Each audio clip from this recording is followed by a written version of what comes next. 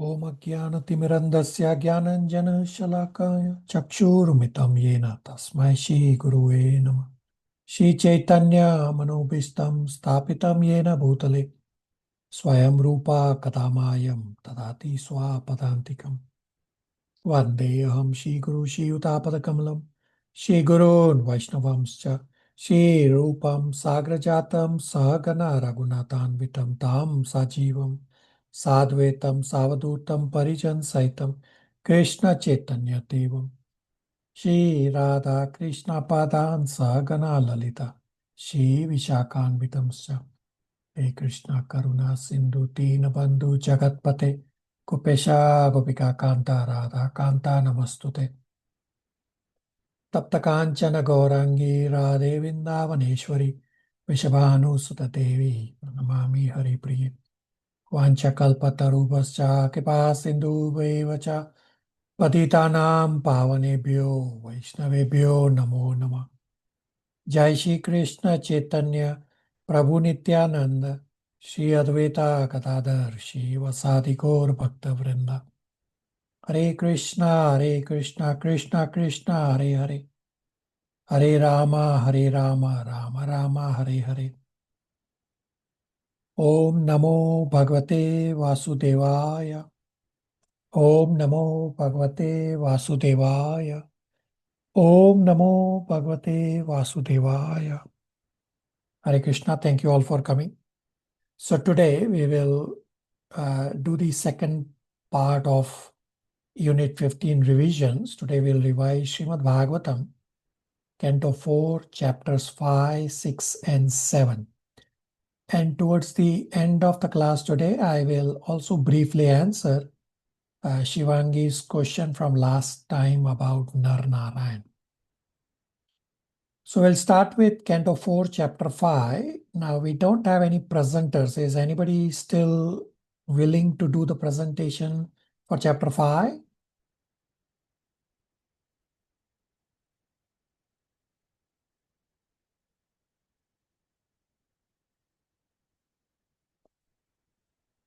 Okay, so I will briefly describe Chapter 5. Chapter 5 is titled Frustration of the Sacrifice of Daksha. So Bhrigu Muni had created Rubu demigods who had driven away soldiers of Lord Shiva stationed at the sacrificial arena. When Lord Shiva heard the news of Sati's death and that his soldiers had been driven away, hence Lord Shiva created the tall black demon Veerabhadra to retaliate. Now this quarrel between Lord Shiva and Bhrigu Muni, centering around Prajapati Daksha, is the practical example of such competition between the different qualitative modes of material nature. Even when one is situated in the mode of goodness, there is every possibility that his position will be mixed with or attacked by the modes of passion and or ignorance. This is the law of material nature. Pure goodness or Shuddha Sattva is the basic principle of spiritual world, and this pure goodness is not possible as long as one is under the modes of material nature. Therefore, the struggle for existence between different material qualities is always present.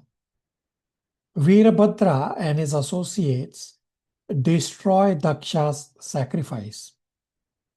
Veerabhadra tore off Bhrugu's mustache, plucked out Bhaga's eyes, knocked out Pusha's teeth, and beheaded Daksha. As the greatest Vaishnava, isn't Shiva supposed to have compassion and forgiveness qualities? So how do you make sense that instead of compassion and forgiveness, Shiva has become angry and sends a demon to kill the offensive Daksha? How do you make sense of it? The answer is it was actually good for Daksha to have been killed. Lord Brahmaji explained to the demigods that although Daksha wanted to enjoy the results of rotative sacrificial activities, it is not possible to enjoy when one offends a great personality like Lord Shiva. It was actually good for Daksha to have died in the fight, because if he had lived, he would have committed such offenses at the lotus feet of great personalities again and again.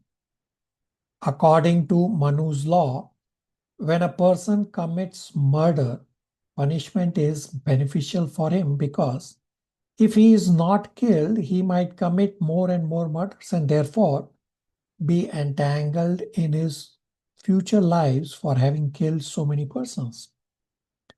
Therefore, the king's punishment of murderer is appropriate.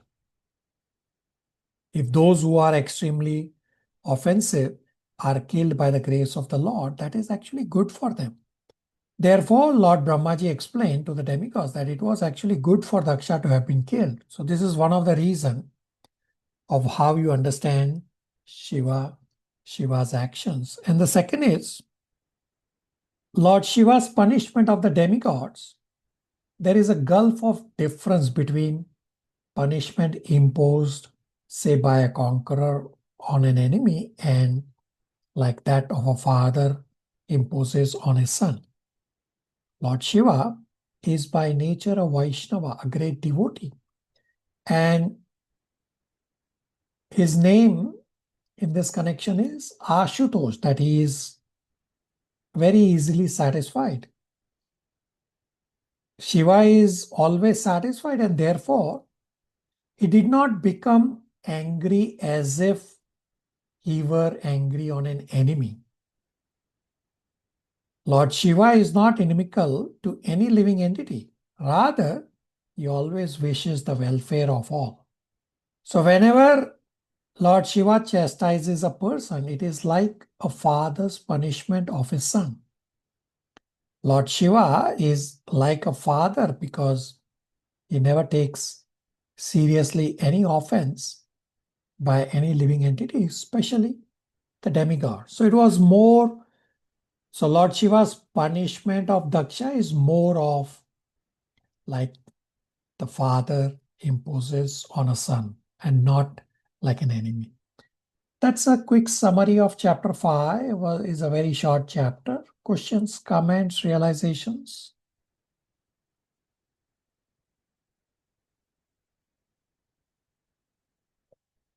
All right, chapter 6. Sridhar Prabhu is going to do.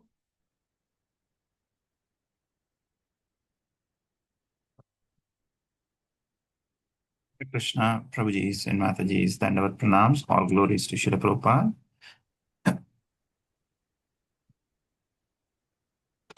So, chapter 6 is titled as Brahma Satisfies Lord Shiva. So, this chapter, if you look at, this chapter is divided into 5 parts.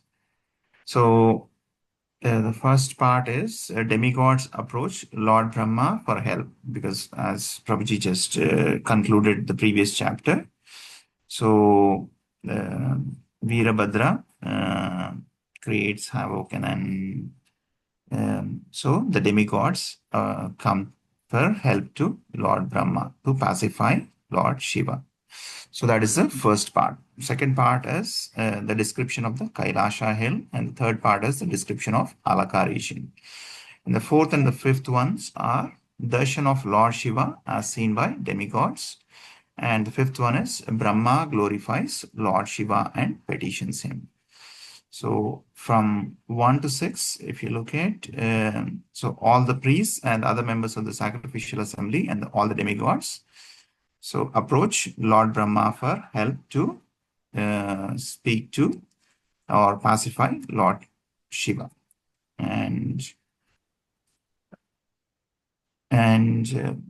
because both Lord Brahma and Vishnu did not attend the sacrificial arena, because they know beforehand this is going to happen. They did not go to the sacrifice because of that. And when Lord Brahma heard everything from the demigods and the members who had attended the sacrifice, Lord Brahma said that you cannot be happy in executing a sacrifice if you blaspheme a great personality like Lord Shiva and thereby offend his lotus feet. And you cannot have happiness in that way. That is what is being told. And he clearly says that the sacrificial portion was excluded, was not offered to Lord Shiva. And therefore, you are all offenders at his lotus feet. Still, if you go without mental reservations and surrender unto him and fall down at his lotus feet, he will be very pleased. So Lord Brahma over here teaches us saying that if we offend any Vaishnava, what is the etiquette that we need to follow over here? So he's telling to the demigods how if we offend a Vaishnava, we should fall and surrender, ask forgiveness, and then that is what we should do. And over here, after that, Lord Brahma also advised them that Lord Shiva is so powerful that by his anger, all the planets and their chief controllers can be destroyed immediately. He told the power of Lord Shiva. And he said that Lord Shiva was especially sorry because he lost his wife, Sati.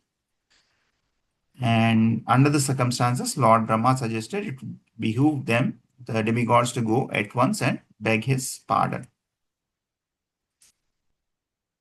And then the demigods started to for the abode of Lord Shiva, which is the Kailasha hill. From shloka number 9 till 22, the beautiful description of Kailasha hill is being described. So the abode known as Kailasha is full of different herbs and vegetables, and it is sanctified by Vedic hymns and mystic yoga practices. And Kailasha is full of mountains filled with all kinds of valuable jewels and minerals. And there are many waterfalls. And there is always the rhythmic sound of the peacock's sweet vibrations and the bees humming. There are tall trees with straight branches that appear to call the sweet birds. The whole of Kailasha hill is decorated with various kinds of trees, of which the following names may be mentioned: Mandara, Parijata, Sarala, Tamala, Tala, Povidara, Asana, Arjuna, Amritajati, Kadamba, Dhuli Kadamba, Naga, Punnaga, and so on, which produce flowers with fragrant aromas. And there are other trees which decorate the hill, such as the golden lotus flower, and so on and so forth. And then from 23rd to 31 is the description of the Alaka region. There the demigods saw the two rivers named Nanda and Alakananda. And these two rivers are sanctified by the dust of the lotus feet of the Supreme Personality of Godhead, Govinda. And after so here the description, what are the activities that are done by the higher planetary living entities has been described, saying that the damsels of the heavenly planets bathe in the water. It becomes yellowish and fragrant due to the kunkuma from their bodies. And the airplanes of the heavenly denizens are bedecked with pearls, gold, and many valuable jewels. And while traveling, the demigods passed over the forest known as Saugandhika, which is full of varieties of flowers, fruits, and desire trees. And all these atmospheric influences unsettled the forest elephants who flocked together in the sandalwood forest. And then moving on to verses 32 to 41, which describe the darshan of Lord Shiva as seen by the demigods. So there was a large banyan tree which was 800 miles high, and its branches spread over 600 miles around. The tree cast a fine shade which permanently cooled the temperature, yet there was no noise of the birds. The demigod saw Lord Shiva sitting under that tree, which was competent to give perfection to mystic yogis and deliver all people. So Lord Shiva sat there surrounded by saintly persons like Kubera. And demigod saw Lord Shiva situated in his perfection as the master of the senses, knowledge, fruitive activities. And Lord Shiva was the friend of the entire world. And by virtue of his full affection for everyone, he was very auspicious. And his sitting posture is also being described over here. His left leg was placed on his right thigh and his left hand was placed on his left thigh. In his right hand, he held Rudraksha beads and his fingers was in the mode of argument. And then Lord Shiva's lotus feet were worshipped by both the demigods and demons. However, in spite of his exalted position, as soon as he saw Lord Brahma and the other demigods, he immediately stood up and offered him respect by bowing down and touching his lotus feet. And the example is given over here, just like Vamana Deva offered his respectful obeisances to Kashyapa Muni. So Vamana Deva is an incarnation of the Supreme Personality of God, and Kashyapa Muni and Aditi bore Vamana Deva as his child. And then from 42 on to 53, Brahma glorifies Lord Shiva and petitions him. So Lord Brahma said, my dear Lord Shiva, I know that you are the control of the entire material manifestation, the combination father and mother of cosmic manifestation, and the entire Supreme Brahman beyond the cosmic manifestation as well. I know you in that way. So if you look at Lord Shiva's position, Lord Brahma knew the position of Lord Shiva. He is on a higher position than Lord Brahma.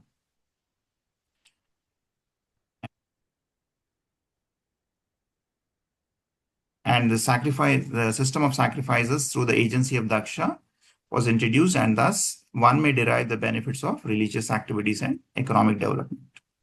Under your regulative principles, the institution of the 4 Varnas and Ashramas is respected. And in one of the shlokas, in 43rd, I think, one second, Prabhu.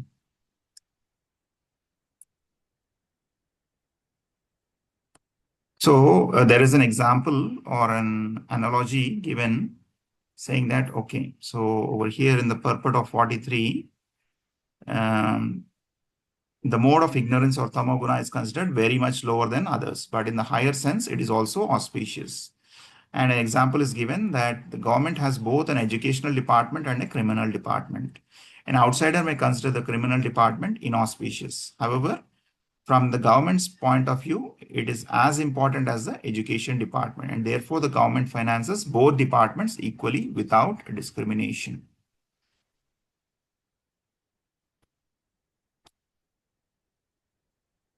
And then Lord Brahma says, O most auspicious Lord, you have ordained the heavenly planets, the spiritual Vaikuntha planets, and the impersonal Brahman.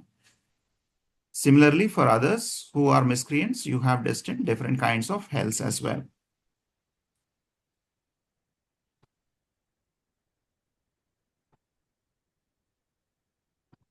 And in the end, Lord Brahma concludes saying that, O destroyer of the sacrifice, please take your portion of the sacrifice and let the sacrifice be completed by your grace. That is what Lord Brahma requests Lord Shiva. Hare Krishna. Thank you for this opportunity. Hare Krishna. All right. Any questions, comments, realizations for Sridhar Prabhu?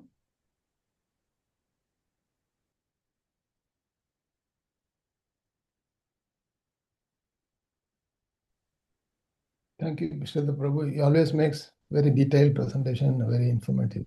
Thank you. Prabhuji, good description of the Kailasha and Alka regions, Prabhu. It was like a visit there. Correct. Yes, Prabhuji. Each and every detail was quite explained very well. Thank you, Prabhu. Very crisp. One is tempted to visit Kailasa. All right. Yes, Sridhar Prabhu did a very good job. Thank you all for glorifying Sridhar Prabhu also. So I don't really need to do, because I'll be repeating what Sridhar Prabhu already, but let me also summarize chapter 6 in brief. So chapter 6 is titled Brahmaji Satisfies Shiva. So after Daksha's sacrifice was destroyed by Virabhadra, all those who had been injured, they fled. And they approached Brahmaji for help. So we already discussed this point that Brahmaji explained that it was good for Daksha to be killed because he would have otherwise continued to commit offenses at the lotus feet of great personalities and continue to stay entangled in the material world. Therefore, the king's punishment of a murderer is appropriate. And those who are extremely offensive are killed by the grace of the Lord, and this is actually good for them. This way, Lord Brahmaji explained to the demigods that it was actually good for Daksha to have been killed. And then Brahmaji asks Lord Shiva that Shiva is known as Ashutosh, easy to please. Ashu means very soon and Tosha means to be satisfied. And therefore, Brahmaji asks all the demigods to please Lord Shiva. And then description of Kailasha Hill is given, that Kailasha Hill is filled with herbs, valuable jewels, minerals, varieties of trees, waterfalls, beautiful caves, sweet vibration of peacocks, bees humming, cuckoos singing, flower-bearing trees, fruit-bearing trees, lakes full of various birds, etc. And seeing the beauty of Kailasha Hill, demigods were struck with wonder of its great opulence. And similarly, the description of the Alaka region is also given. The chapter also describes that Lord Govinda, the Supreme Personality of Godhead, is described as Tirthapada. Tirth means sanctified place and Pada means the lotus feet of the Lord. The Lord's lotus feet are called Tirthapada because under their protection there are hundreds and thousands of saintly persons who sanctify the sacred places of pilgrimage. Srila Narottam Das Thakur, a great Acharya of the Gaudiya Vaishnava Sampradaya, advises here that we do not need to travel to different places of pilgrimage because it is troublesome to go from one place to another. But one who is intelligent can take the shelter of lotus feet of Govinda and thereby be automatically sanctified as a result of his pilgrimage. So anyone who is fixed in service of the lotus feet of Govinda is called Tirthapada. He does not need to travel to various places of pilgrimage because he can enjoy all the benefits of such travel simply by engaging in service of the lotus feet of the Lord. The demigods get darshan of Lord Shiva, where Lord Shiva is sitting surrounded by saintly people like Kuvera and the four Kumaras. So the four Kumaras were liberated from birth, and Kuvera is the treasurer of demigods, who is fabulously rich. And Lord Shiva's association with Kumara and Kuvera indicates that Lord Shiva has all transcendental as well as material opulences. He is qualitative incarnation of the Supreme Lord. Therefore, Lord Shiva's position is very exalted. And during the advent of Lord Sri Chaitanya Mahaprabhu, Sadashiva appeared as Advaita Prabhu, and Advaita Prabhu's chief concern was to elevate the fallen conditioned souls to the platform of devotional service of Lord Krishna. Because people were engaged in useless occupations which would continue their material existence. Lord Shiva, in the form of Lord Advaita, appealed to the Supreme Lord to appear as Lord Sri Chaitanya Mahaprabhu to deliver these illusioned souls like me. Actually, Lord Sri Chaitanya Mahaprabhu appeared on the request of Advaita Acharya. Similarly, Lord Shiva also has a sampradaya called the Rudra Sampradaya. He is always thinking about the deliverance of the fallen souls as exhibited by Advaita Acharya. Lord Shiva is so exalted, still upon seeing Brahmaji, Shiva stood up and offered his respectful obeisances to Brahmaji, because just as Kashyapa Muni was in the category of living entities, but he had a transcendental son, Vamana Dev, who is incarnation of Vishnu. So although Lord Vishnu is Supreme Personality of Godhead, he offered his respects to Kashyapa Muni. Similarly, Lord Krishna, as a child, he used to offer his respectful obeisances to his mother and father, Nanda and Yashoda Maya. And also at the battlefield of Kurukshetra, similar behaviors are described by juniors offering obeisances to seniors. So it appears then that personality of Godhead, Lord Shiva, other devotees, in spite of their being situated in exalted position, instructed to us by practical example how to offer obeisances to their superiors. Lord Shiva offered his respectful obeisances to Brahmaji because Brahmaji was his father, just as Kashyapa Muni was father of Vamanadev. So although Brahmaji received respects from Shiva, Brahmaji knew that Shiva is more exalted than him. Therefore, now Brahmaji glorifies Lord Shiva and petitions Shiva to forgive Daksha, who was influenced by Maya.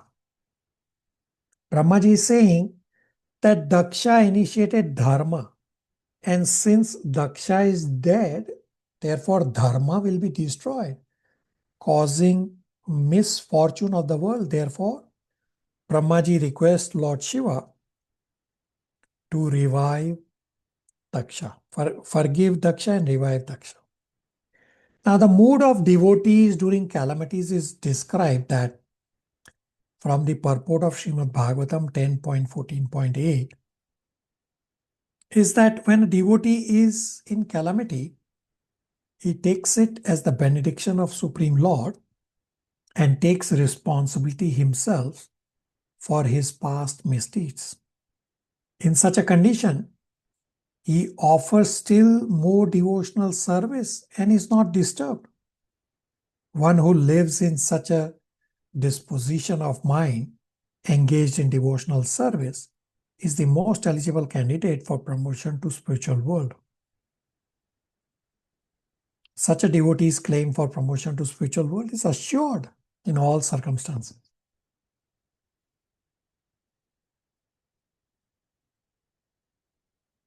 So here it appears that Brahmaji seems to be blaming Shiva, that why should Daksha die? And similarly, why does the impious Ajamil get liberation?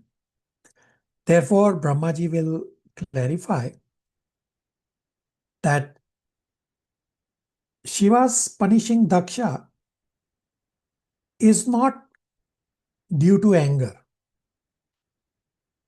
Rather, is Shiva's mercy, because there is no difference between Lord's anger on a demon and his blessings on a devotee, because both are blessings at spiritual level.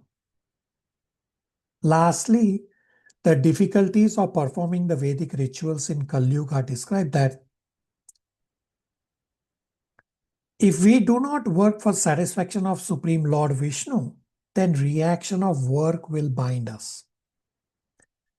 One should not work for his own sense gratification. Everyone should work for the satisfaction of Vishnu. This is called yajna. The performance of yajna is very difficult task because all demigods must be invited to participate in the yajna. In this Kali Yuga, it is not possible to perform such costly sacrifices, nor is it possible to invite the demigods to participate. Therefore, in this age of Kali, it is recommended Yajna Sankirtana Prayer Yajanti He Sumed Shaha. It's described in Srimad Bhagavatam 11.5.32 that Sankirtan Yajna is the Yajna for Kali Yuga. That's a quick summary of chapter 6. Questions, comments, realizations.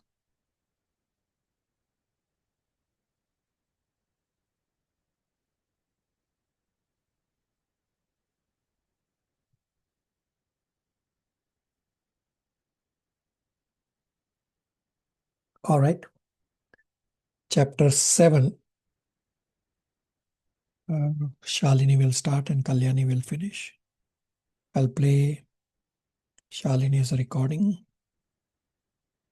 Hare Krishna, dear devotees, Dandvat Pranam. Please accept my humble obeisances, seeking permission and blessings from you all, Srila Prabhupada and all gurus in disciplic succession, and Shri Shri Radha and Krishna. I would like to present a summary of Srimad Bhagavatam, Canto 4, Chapter 7, verses 1 to 15. Please forgive me for any shortcomings or mistakes. In the previous chapter, Lord Brahma and all the demigods who were present in the sacrificial arena went to pacify Lord Shiva. Lord Shiva, thus being pacified by the words of Lord Brahma, spoke. He did not mind the offenses by demigods. Lord Shiva is like a father because he never takes offense from any living entity, especially the demigods. There are two types of punishment. One, a conqueror imposes on an enemy, and the other that a father imposes on the son. There is a difference between these two kinds of punishment. Lord Shiva, a Vaishnava and a great devotee, is always self-satisfied and therefore did not become angry. He is not inimical of any living entity. Instead, he wishes the welfare of all. Whenever he chastises anyone, it is like the father's punishment of his son. He gave Daksha the head of a goat, and Daksha still acted like himself. This means that a particular consciousness of individual soul that acts, and the brain substance is only an instrument and has nothing to do with real intelligence. The real intelligence, mind and consciousness are part of a particular individual soul. And the whole movement of Krishna consciousness is to purify one's consciousness. It doesn't matter what kind of brain one has, because if one transfers one's consciousness from matter to Krishna, one attains the highest perfection, as confirmed in the Bhagavad Gita, regardless of whatever abominable condition of life one may have fallen into. The great sage Maitreya said, "My dear Vidura, all personalities were very much satisfied upon hearing Lord Shiva's words, who is the best among benedictors for both materialists and spiritualists." Thereafter, Bhrigu, the chief of the sages, invited Lord Shiva to come to the sacrificial arena to revive the sacrificial fire. Once everything was executed as directed by Lord Shiva, Daksha's body was joined to the head of a goat.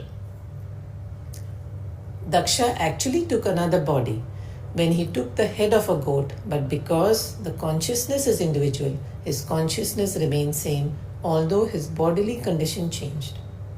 Thus, the bodily construction has nothing to do with the development of consciousness, and consciousness is carried with the transmigration of soul.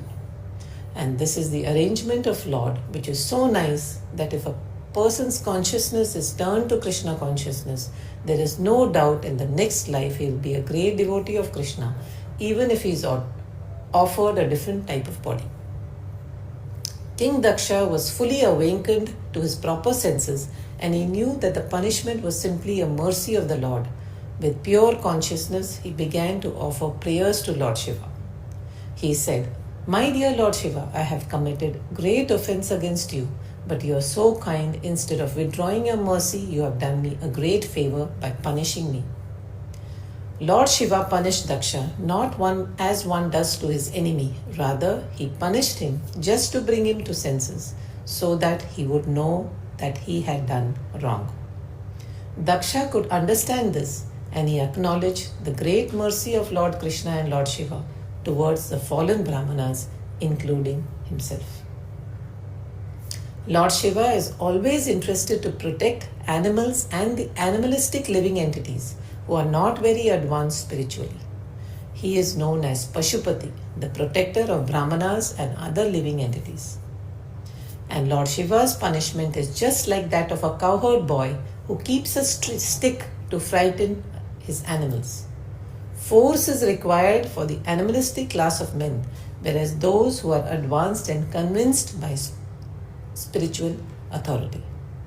Persons who are simply attached to Vedic rituals without further advancement of devotional service or Krishna consciousness are almost like animals, and Lord Shiva is in charge of giving them protection and sometimes punishing them as he punished King Daksha.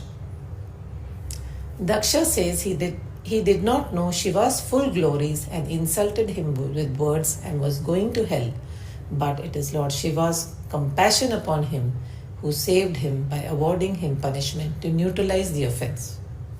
Daksha appreciated that the punishment was Lord Shiva's mercy. A devotee in Krishna consciousness never takes any miserable condition of life to be a condemnation by the Supreme Personality of Godhead. He accepts the miserable condition as a grace of the Lord, and he thinks, "I would have been punished or put into a more dangerous condition of life due to my past misdeeds, but the Lord has protected me. Thus, I have received only a little punishment as a token execution of the law of karma." Thinking of his grace in that way, a devotee always surrenders to the Supreme Personality of Godhead more and more seriously and is not disturbed by so-called punishment. Thank you, everybody. Hare Krishna. All right, Kalyani will finish rest of the chapter. Prabhu, would you mind, can you just, I'll share an image that she is going to present, Prabhu. All right. The 8-handed form of Lord Narayan. Okay, you should be now able to share. 1 second, Prabhu, I'm just going to share. Hare Krishna Mataji and Prabhuji, Dandavat Pranam. Please accept my humble obeisances. All glories to His Divine Grace, Srila Prabhupada. Seeking the blessings and permissions from everyone and from the Devotee Association, Guru, Acharya, and Srila Prabhupada and Sri Radharani. Please forgive for any shortcomings in this presentation. I'm going to summarize Canto 4, Chapter 7, from verses 16 to 60. Thus, being pardoned by Lord Shiva, King Daksha again began the performance of the yagna along with the great learned sages, the priests, and the others. The yagna arena was contaminated by the presence of Lord Shiva's followers. Therefore, the entire arena had to be sanctified. That sanctification was possible only by the chanting holy name of Vishnu, Lord Vishnu. Upon sanctified meditation of King Daksha and other Brahmanas, Lord Vishnu appeared in his original form as Narayana. Here, the description of Lord Narayana is presented in this way. The face of Lord Vishnu appears like a lotus flower with bees humming over it. The Lord appears just as the morning sun rises to protect the whole universal creation. His arms display different weapons, and his 8 hands are compared to the 8 petals of a lotus flower. All the weapons mentioned are for the protection of his devotees. Lord Vishnu looked extraordinarily beautiful because the goddess of fortune and a garland were situated on his chest. His face was beautifully decorated with a smiling attitude, which can captivate the entire world, especially devotees as well as the non-devotees. In verse 24, Prabhupada explains the medicine and diet of spiritual life. The medicine is chanting the Hare Krishna Mahamantra. and the prasad is the diet, and the ability to pray the Lord is by Lord's mercy. As soon as Lord Vishnu was visible, all the demigods, Lord Brahma and Lord Shiva, the Gandharvas, etc., immediately offer their respectful obeisances by falling down straight before him. So from verse 26 onwards, the demigods offer various prayers to Lord Vishnu. Here, although these prayers are straightforward prayers, some of the prayers offered by various demigods consist of two things. First, a praise for the Lord without sufficiently understanding his glories. And second is, some of these prayers are indirect criticism or blaming others. Knowingly or unknowingly, even they may not even know that they're criticizing. But Acharyas have commented that some of the prayers indicated the indirect criticism. And it is not obvious from the verse when we read. So let's, I'm in essence of time, I'm mentioning here some of the prayers by some of the demigods. Like here, Daksha addressed the Supreme Personality of Godhead as transcendental. My dear Lord, you are transcendental to all speculative positions. You are completely spiritual, devoid of all fear. You are always in control of the material energy. Even though you appear in the material energy, you are situated transcendental. You are always free from material contamination because you are completely self-sufficient. Now, the Acharyas had said that the criticism part is that you alone or the Lord take the coverings of knowledge, and others take covering of ignorance like Shiva. So this criticism is not obvious through verse. The priests pray that because of Nandi's curse, we are absorbed in karma, and hence we do not know the truth about you. We are simply executing the yagna mentioned in 3 Vedas. The comment with Acharya is that here our criticism is that the priest meant that how can Daksha know you? Because this is interpreted by the way the priest was staring at King Daksha with the corner of their eye. That how can the Daksha know you when we don't even know you, when he doesn't know anything about you? Lord Shiva said, my dear Lord, my mind and consciousness are always fixed on your lotus feet, which as a source of all benediction and fulfillment of all desires are worshipped by all liberated great sages, because your lotus feet are worthy of worship. With my mind fixed on your lotus feet, I am no longer disturbed by persons who blaspheme me, claiming that my activities are not purified. I do not mind their accusations and excuse them out of compassion, just as you exhibit compassion toward all living entities. Here, Acharyas have commented that Lord Shiva is saying that my mind is fixed on your lotus feet, and those who do not have knowledge like Daksha say that I have broken the rules of the good conduct. Please, here Bhrugumuni says that, please forgive us. Bhrugumuni was conscious of the scandalous behavior exhibited by each and every one of them, including Brahma and Lord Shiva, in the sacrificial ceremony of Daksha. By mentioning Brahma, the chief of all living entities within this material world, he wanted to state that everyone, including also Brahma and Lord Shiva, is under the concept of the body and under the spell of material energy, all but Vishnu. That is the version of Bhrigu. As long as one is under the concept of body as self, it is very difficult to understand the super soul or the supreme personality of God. So one should depend only on the causeless mercy of the Lord for deliverance and not even slightly on one's own strength. Lord Brahma prays that, my dear Lord, your personality and eternal form cannot be understood by any person who is trying to know you through the different process of acquiring knowledge. Your position is always transcendental to the material creation, whereas the empiric attempt to understand you is material, as are its objectives and instruments. Here, Acharya explains that Brahma means that your transitor Swarupa cannot be understood by anyone. So how can people like Bhrigu, who have taken shelter of material senses, can see you?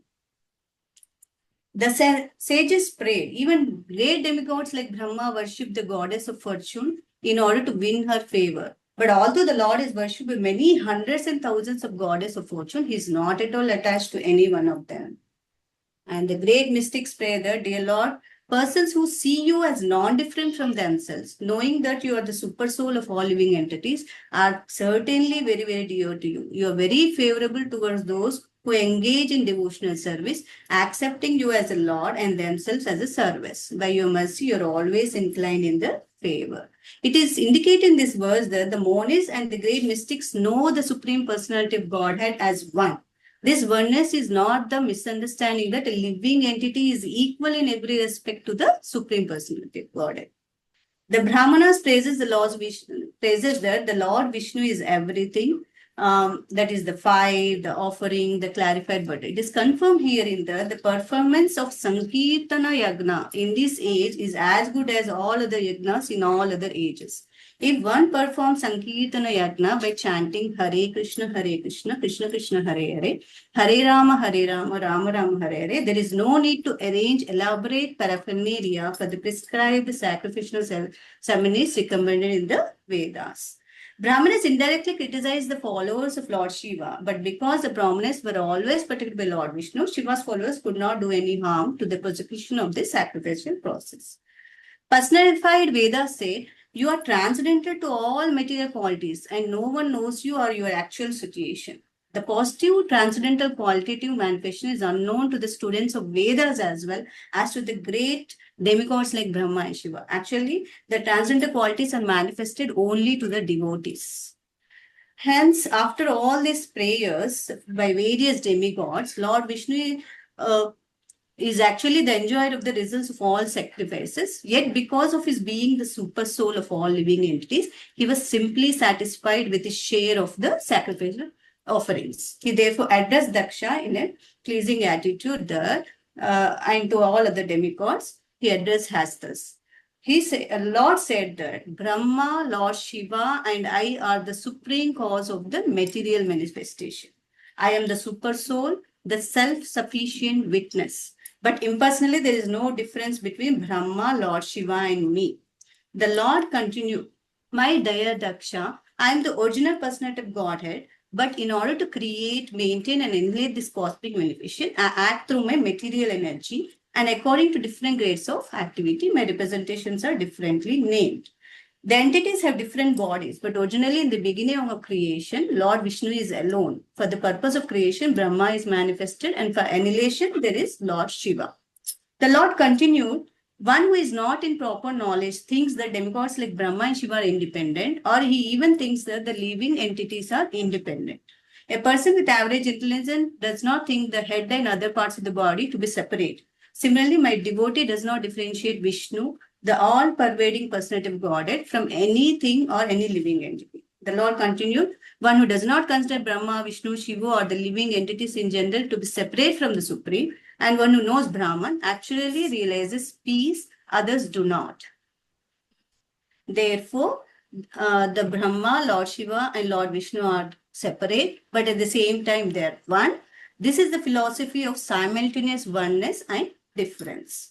In order to achieve real peace, one should see everything and every living entity, including Lord Brahma and Lord Shiva, as non-different from Supreme Personality of God. No one is indifferent.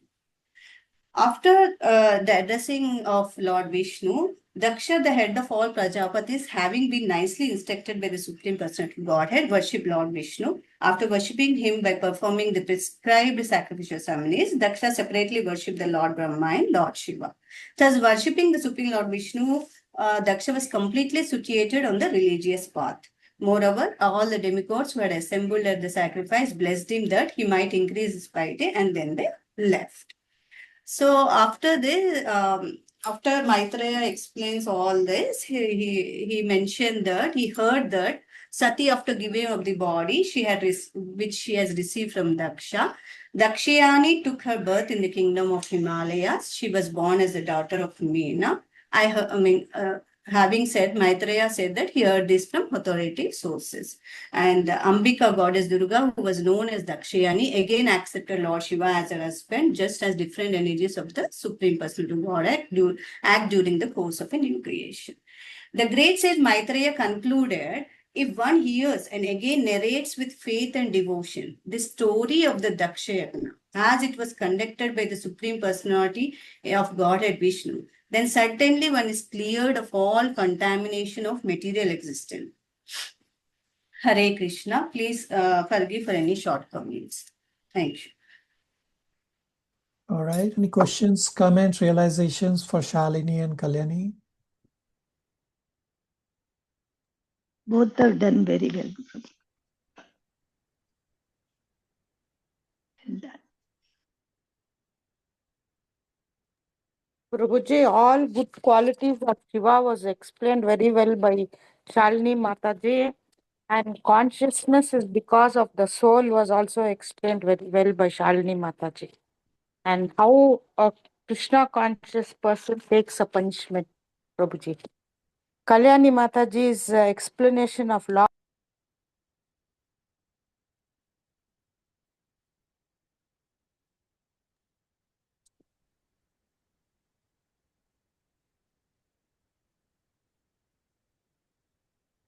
We lost Mother Jija's voice.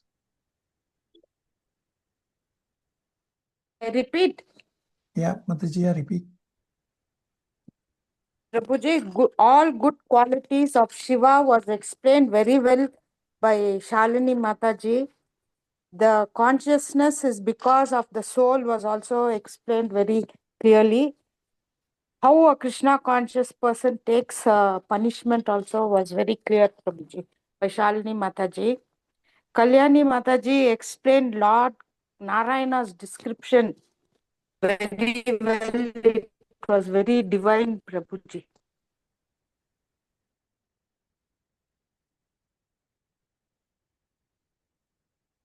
All right.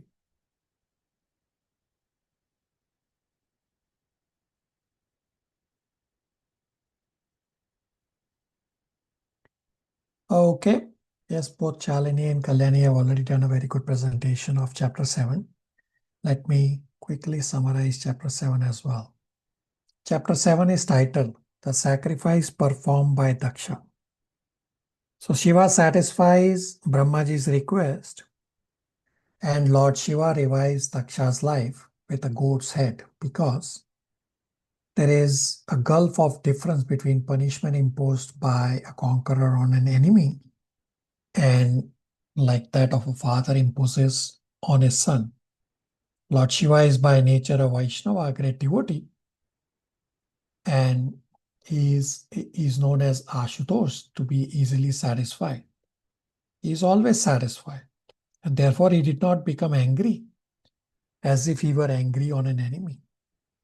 Lord Shiva is not inimical to any living entity. Rather, he is always wishing the welfare of all. Whenever Shiva chastises a person, is like father's punishment of his son. Lord Shiva is like a father because he never takes seriously any offense by any living entities, especially the demigods. Srila Prabhupada explains an important principle that soul is the cause of intelligence and not what scientists think that brain is the cause of intelligence. Brain is just a gadget. Example, a child presses a start-stop button to play with a toy. Now, this toy is very preliminary technology. The child is given a sophisticated laptop with all kinds of applications. But child's intelligence is limited. Hence, the child will not be able to do much with that sophisticated laptop. So along with technological gadgets, there also has to be evolved intelligence which can use these gadgets.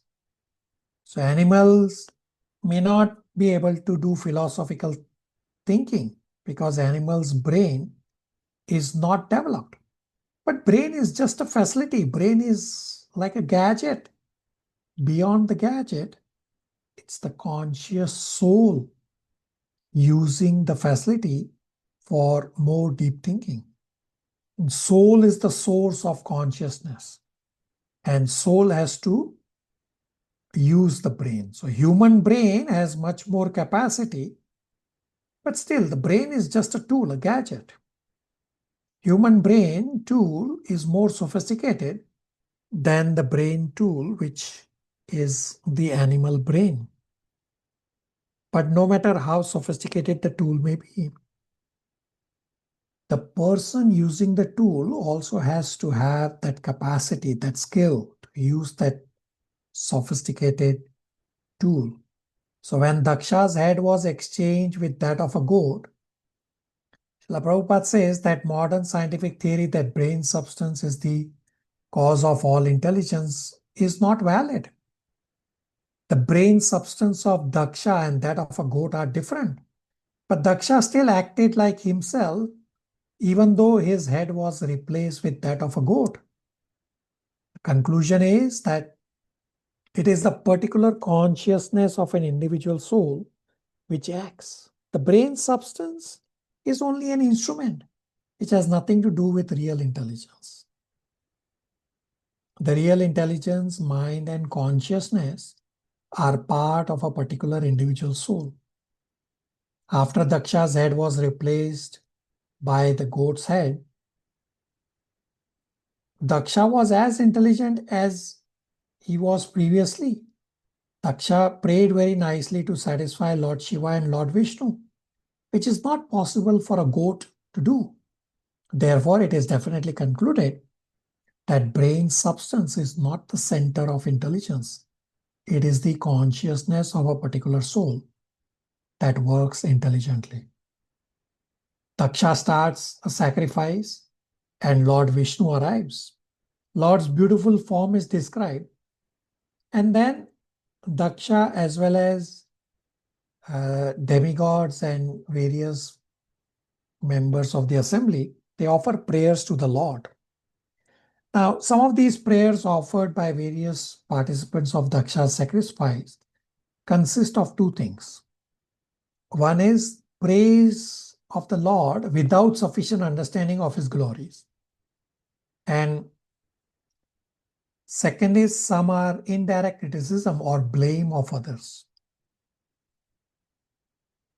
Now, these points are not obvious when you literally read the translation, and therefore Acharyas have explained the real meaning of these prayers. So Daksha's prayer is that you are pure, situated in spiritual abode, transcendental to all speculative positions, completely spiritual, one without a second, fearless, controller of Maya, unaffected by Maya, though present in material world as Purusha Avatar, and self-sufficient. And for this prayer, Acharyas have commented that you alone are the Lord and take the coverings of knowledge. Others taking the coverings of ignorance like Shiva, though playing human roles, do not know how to act. Now the prayer of priest is that because of Nandi's curse, we are absorbed in karma. We do not know the truth about you. And Acharya's comment is, how can Daksha know you? Because the priests were glancing at Daksha. And prayer by assembly members is, when will persons on troublesome path of samsara take your shelter? And Acharya's comment is that if Daksha does not surrender to you, then what can you do, my Lord? Lord Shiva, prayer is that my mind is fixed on your lotus feet. I do not consider criticism of ignorant. And Acharya comment is that those who do not know or do not have knowledge like Daksha say that I have broken rules of conduct. Bhrigu prayer is, please forgive us for our behavior, because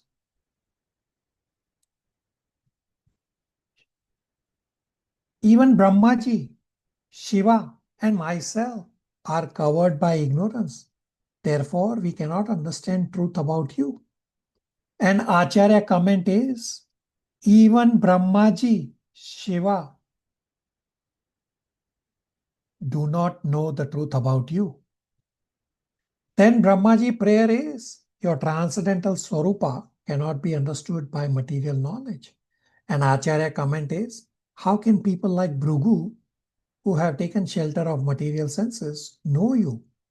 Then Indra's prayer is, your eight-handed form is for the welfare of the universe and is pleasing to the mind and the eyes, just as we saw on the screen a few minutes ago.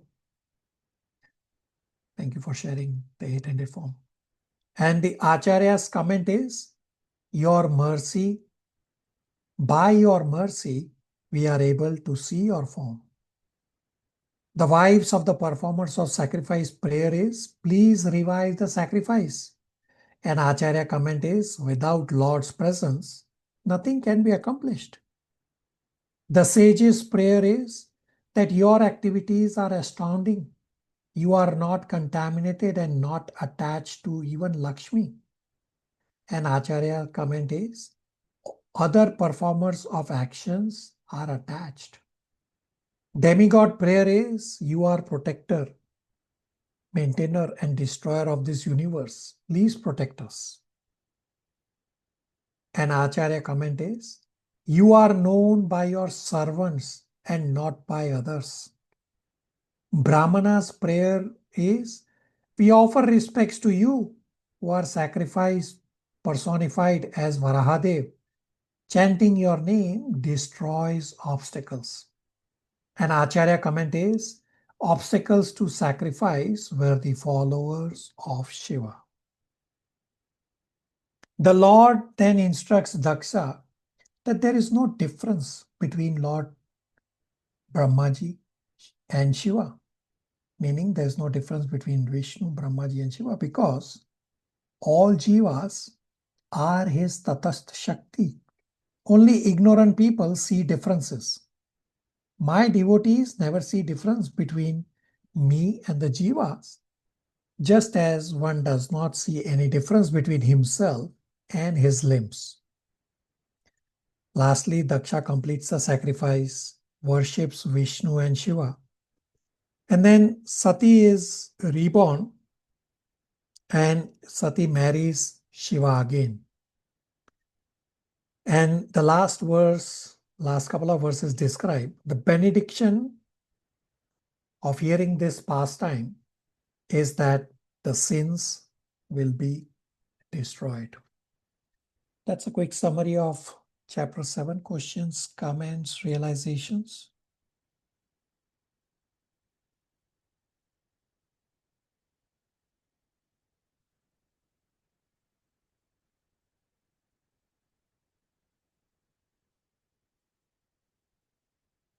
So all of you are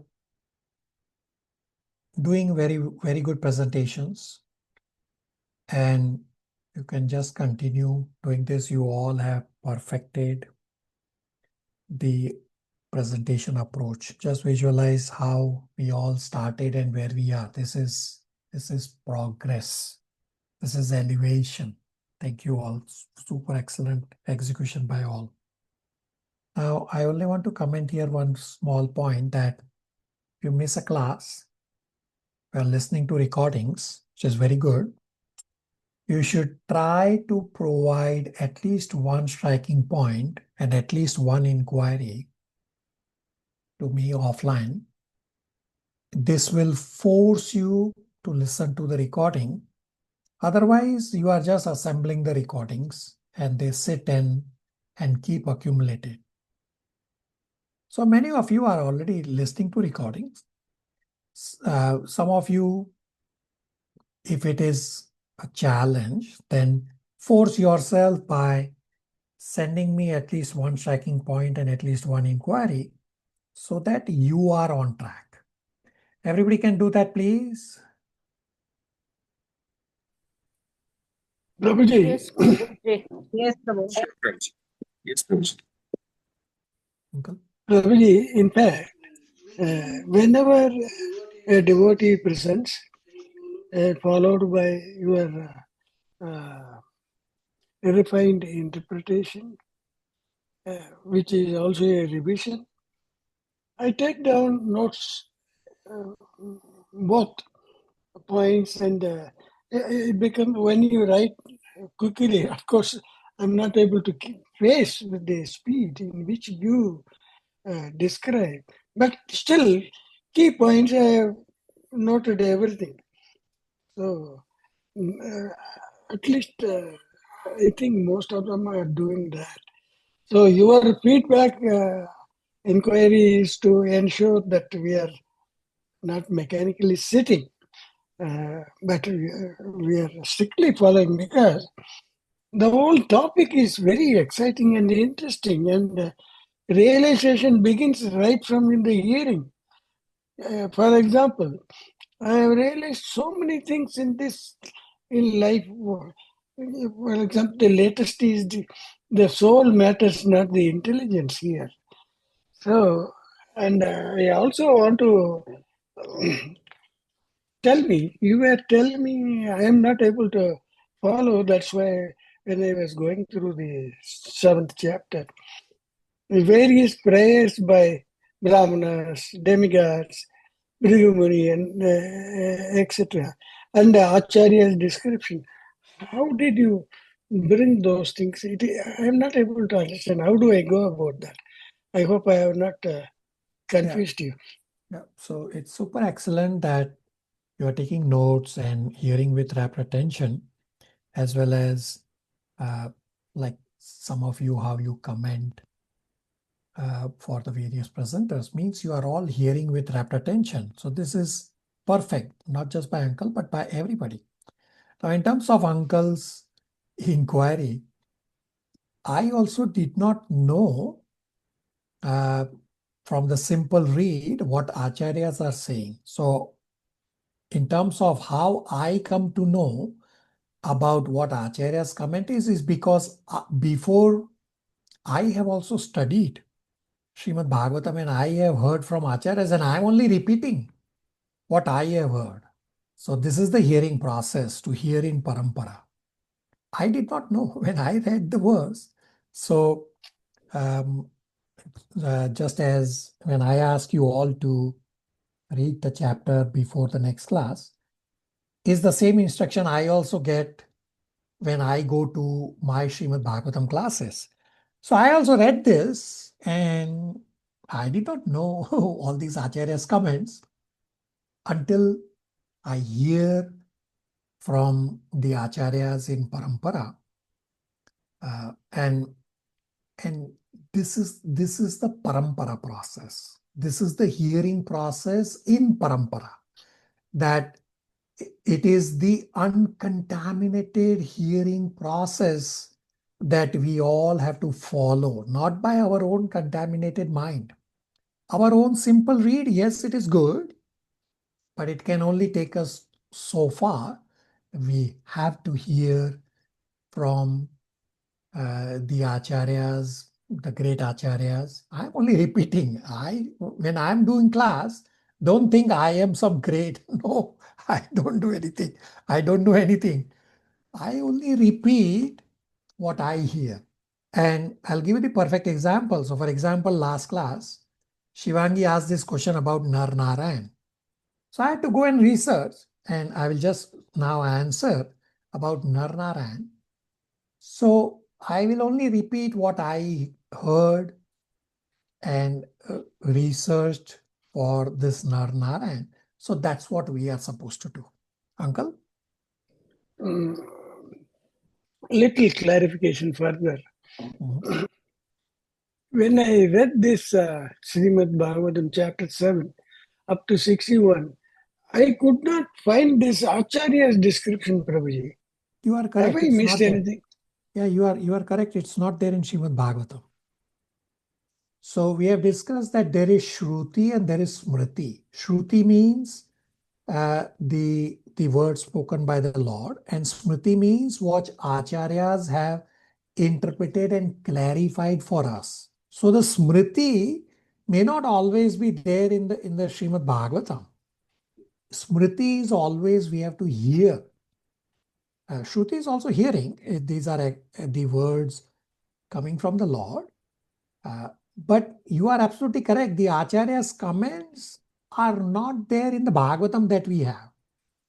So when we study the Srimad Bhagavatam, the teachers, they incorporate commentary of senior acharyas such as Vishwanath Chakravarti Thakur or Jiva Goswami or Baldev Vidyabhushan, and then of course some other disciples of Srila Prabhupada also have these insights.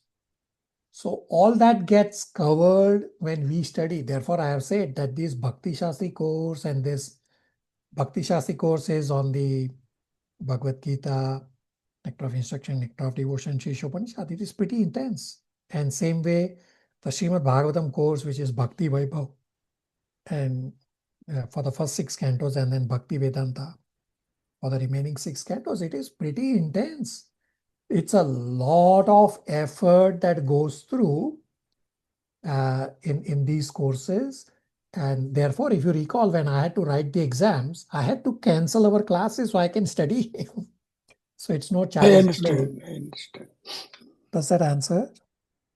Another thing I want to share with you, Prabhuji, when I do this Maha Mantra, as you sometimes you yourself told us, that I'm not able to concentrate. Sometimes my mind is deviating here and there.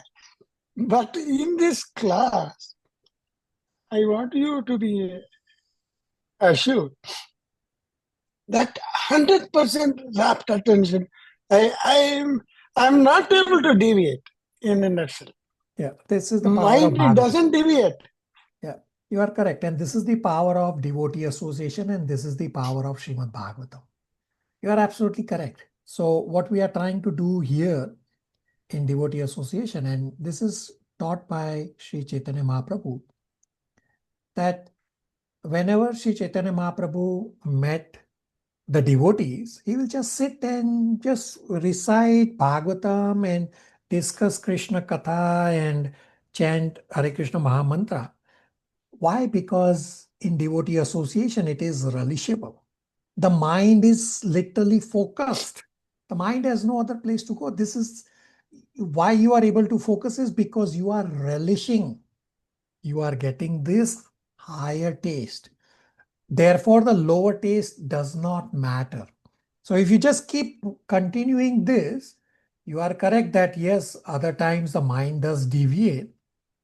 So this is a practice. You just continue, and soon the mind deviating during other times will also stop, and will also, during those other times, mind will also be focused exactly like how you have the mind focused during Bhagavatam class. And it is spectacular that you have the mind focused at least during these 1.5 to 2 hours time. Thank you, Prabhuji. Very good. That was very good realization and very good execution. Exactly what we have heard from Sutta Goswami, that somehow or other, hear Srimad Bhagavatam with rapt attention. That was perfectly demonstrated by Uncle. Very good. Srila Prabhu Kalyani. Hare Krishna Prabhu. I mean, in progress to the whatever comments and explanation was given in response to this Prabhu, regarding Lord, this chapter 7, what I just want to confirm my understanding is whenever demigods appear, like Lord Vishnu appears before Lord, this all demigods, maybe demigods with whatever unlimited knowledge, they might know the Lord Vishnu's qualities or whatever, but they were not completely in transcendental understanding of Lord Vishnu because they have not been in experience in that birth or whatever, like taking the reference of Lord Shiva. As a Sadashiva might be completely understanding, have a complete understanding of the qualities of Lord Vishnu. But in this birth as Shiva, that Sati story, he doesn't really completely, might not be having, I mean, understanding of Lord Vishnu. Is it so? So you are absolutely correct that Sadashiva definitely knows the Lord, but all of the demigods are at the Jiva Tattva level like you and me.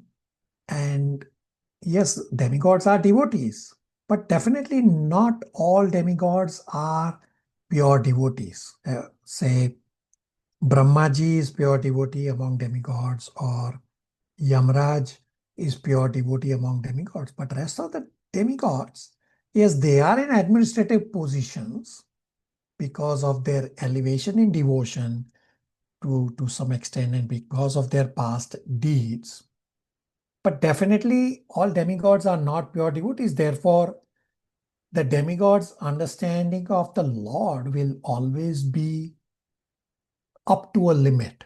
It's not 100%. Of course, nobody can know the Lord 100%, but it will be limited.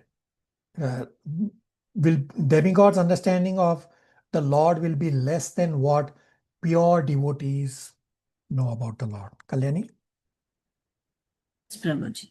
So coming to the criticism part also, basically because of being of their ignorance, their words indirectly represented the criticism, right? I mean, no, not really intentionally. I mean, in the process of praising the Lord, it went for the criticism. Is it so like that? Because of the ignorant nature of... Yeah, you are correct. Yeah, ignorant. So, and Acharyas have stated that even the criticism, they didn't really realize that they were criticizing. So, for example, when the priest were saying that that Daksha does not know you, and they were glancing at Daksha at that time, so they were only glancing at Daksha with their side of the eye. And that's what they were actually meaning. That how does Daksha know you? No, it's not possible for Daksha to know you. So even the criticism, they did not know, all those who were doing this criticism, they did not know that they were actually criticizing.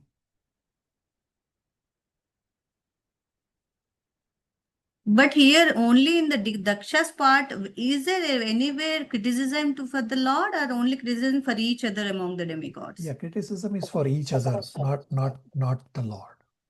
Even in the Daksha's prayer also, when we say you are something, you are taking the covering of the knowledge.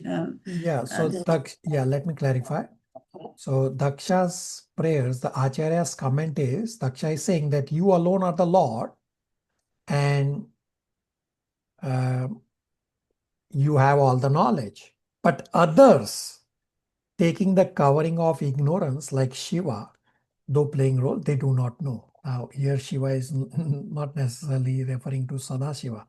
So understand that the Acharya's comments are not all criticism. They are comments as well as criticism where there is criticism. So the first part of the Acharya's comment is that what Daksha is saying is that you alone are the Lord, you are full in knowledge.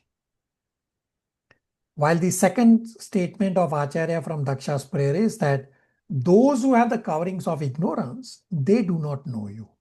Kalyani, everybody? Yes, Prabhuji. So this could be taken as a comment, not as a criticism for the Lord, or for the Lord, in reference to Daksha's prayers, I am saying. Correct. So Acharya's comment is either a comment and or a criticism, depending on what it is. So when I was doing the presentation, I didn't use the word criticism when I was explaining each of these prayers and each of these comments. Yes, some of them are obvious criticism, but I was more focused on the comment part to clarify that what exactly the Acharyas are saying by each of these individual prayers. Kalyani? So in other words, if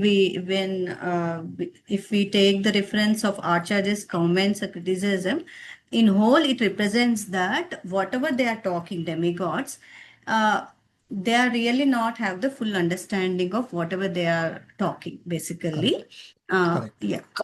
Yes. Yes, Prabhuji. Thank you. Hare Krishna. Absolutely correct. And that's what I said, that if you hear the recording again, and I will repeat right now, that Daksha starts the sacrifice prayer and Lord Vishnu arrives, and then Daksha as well as the demigods offer prayers. So some of these prayers offered by various participants of Daksha consist of two things: praise of the Lord without sufficient understanding of his glories, and some indirect criticism or blame, and acharyas have presented comments on these prayers as to what they are meaning. So again, even the criticism is indirect, not exact words, except for one or two where the exact words are there about criticizing words.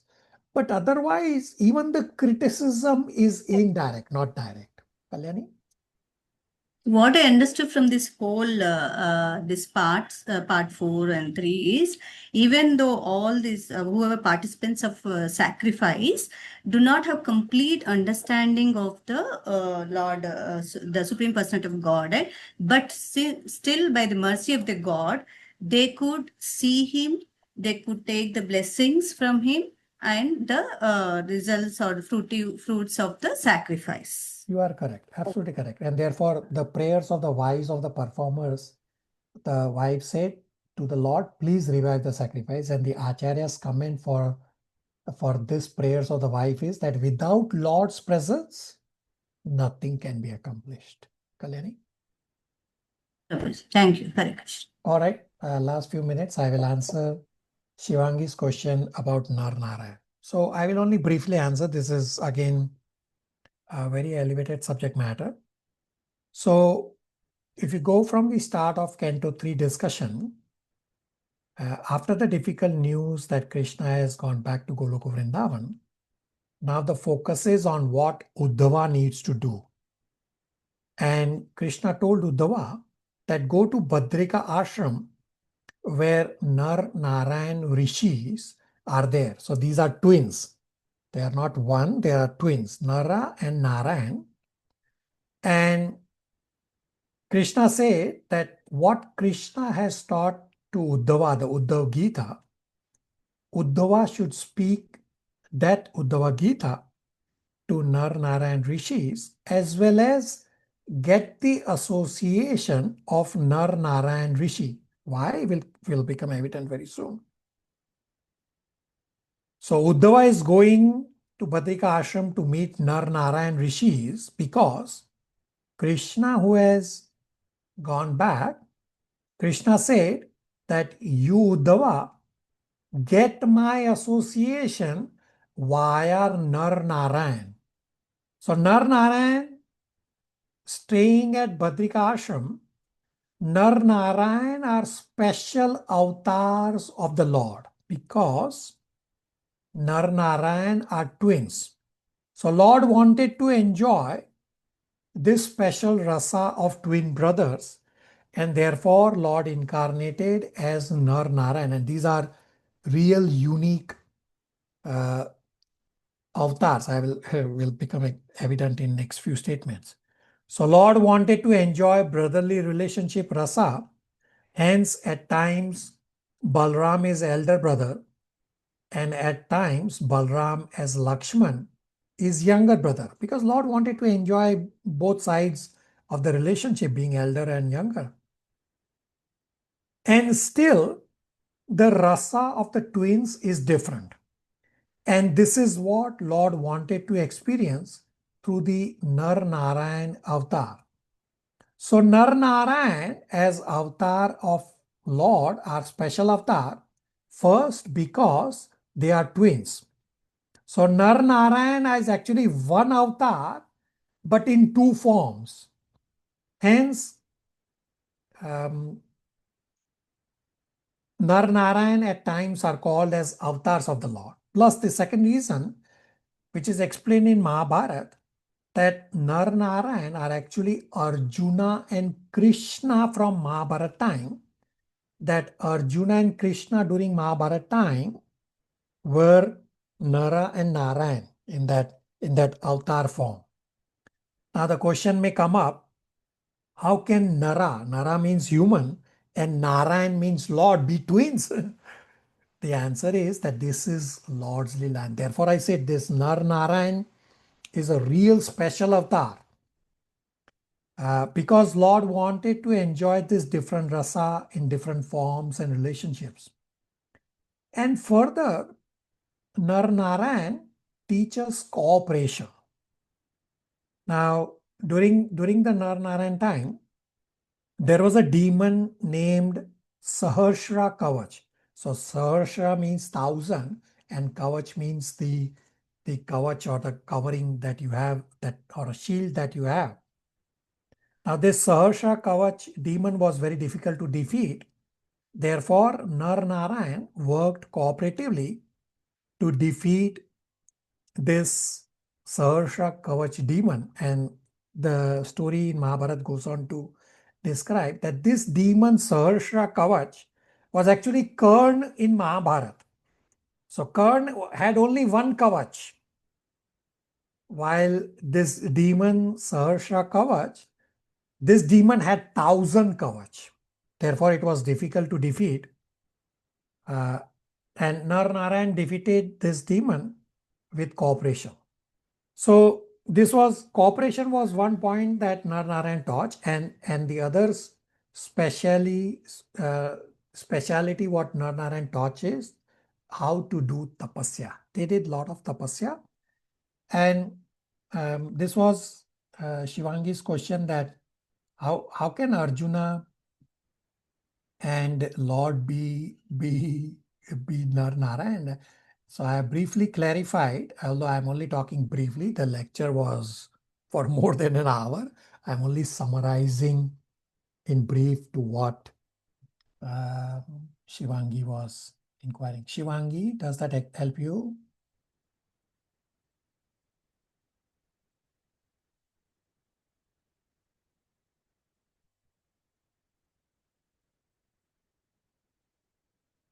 Shivangi?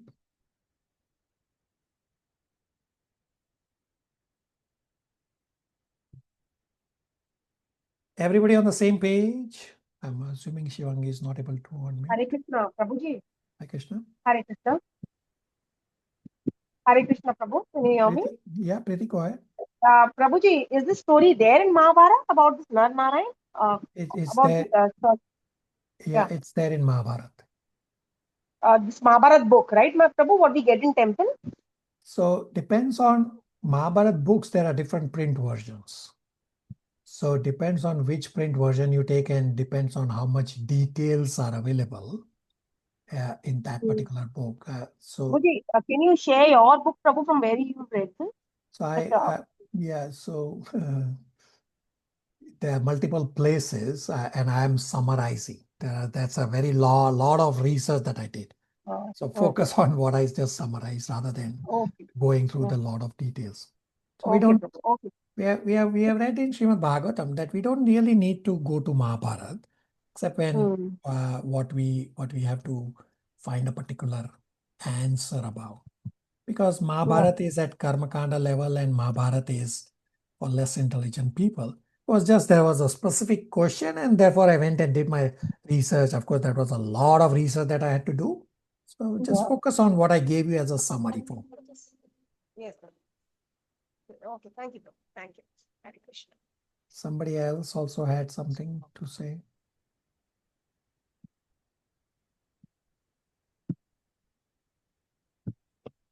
All right, we are at 9:15 a.m. Toronto time.